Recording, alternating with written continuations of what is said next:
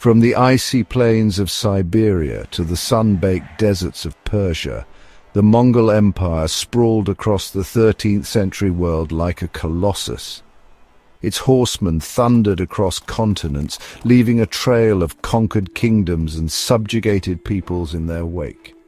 At the helm of this war machine rode Genghis Khan, the legendary warrior who united the Mongol tribes and unleashed their fury upon the world. The Mongol Empire was not just vast, it was seemingly invincible. Its armies, composed of disciplined and highly mobile horsemen, were a force unlike any other. They moved with lightning speed, appearing at the gates of cities before their inhabitants even knew they were at war.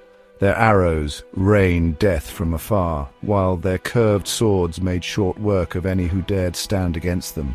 Whispers of dissent were quickly silenced by the Mongol war cry. Entire cities were razed, their populations put to the sword. The message was clear.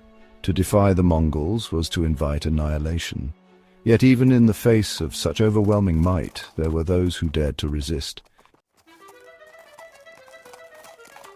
Who were these brave souls who dared to challenge the might of the Mongol Empire? What drove them to stand against an enemy that seemed all-powerful? And what became of them once the dust settled on the battlefield? The answers to these questions offer a glimpse into the true cost of defiance against an empire that brooked no opposition. Across the vast expanse of the Mongol conquests, from the steppes of Central Asia to the heart of Eastern Europe, pockets of resistance flickered. Some were mighty empires, confident in their own strength and determined to defend their borders. Others were nomadic tribes, fiercely independent and unwilling to bow to any overlord. Their motives for resistance were as varied as their cultures and backgrounds. Some fought for their very survival, knowing that surrender meant enslavement or death. Others were driven by a sense of honor, refusing to submit to foreign rule, and still others believed that they could defeat the Mongols, underestimating the ruthlessness and military prowess of their enemy. Genghis Khan, born Temujin, rose from humble beginnings to unite the often warring Mongol tribes. He instilled in them an iron discipline and a thirst for conquest. Genghis Khan was a brilliant military strategist, but he was also a pragmatist. He understood that terror was a weapon as potent as any sword. The Mongols were masters of psychological warfare. They spread tales of their brutality, exaggerating their atrocities to sow fear and break the will of their enemies. They offered a simple choice: submit and be spared, or resist and face utter destruction. Many, cowed by the Mongol reputation for ruthlessness, chose the former. But those who chose to resist soon learned the true meaning of Mongol wrath. Cities were turned into smoldering ruins, their populations massacred. Fields were laid waste, leaving nothing but scorched earth in the wake of the Mongol advance. The Mongols were determined to make an example of those who dared to defy them, to serve as a warning to any who might contemplate resistance. The Khwarezmian Empire, ruling Persia and Central Asia, faced Mongol fury. Rejecting submission, they were crushed. The Mongols devastated their cities. The empire was left in ruins. The Western Xia faced similar destruction.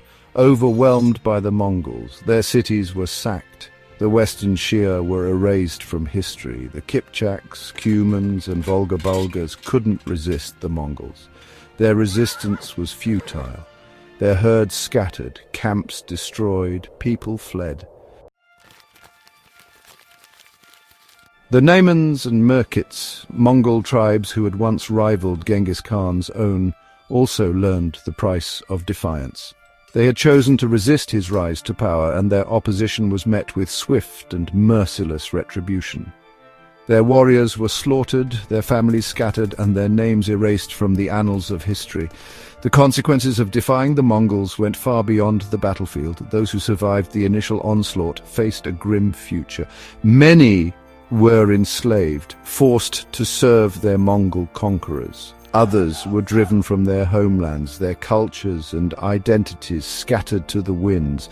The Mongols were masters of cultural destruction. They targeted not just armies and cities, but also the very fabric of their enemies' societies. They destroyed libraries, temples and monuments, seeking to erase the memory of those they had conquered. The Mongol Empire was built not just on military might, but also on the systematic dismantling of its enemies' cultures and identities. The resistance faced by the Mongols had a lasting impact on the empire. The ferocity of the fighting weakened their forces and slowed their advance. The Mongols, though victorious, were not invincible. They adapted their tactics, incorporating enemy strategies. The story of the nomads who fought Genghis Khan is a cautionary tale. It reminds us of the human cost of conflict and the enduring power of resistance.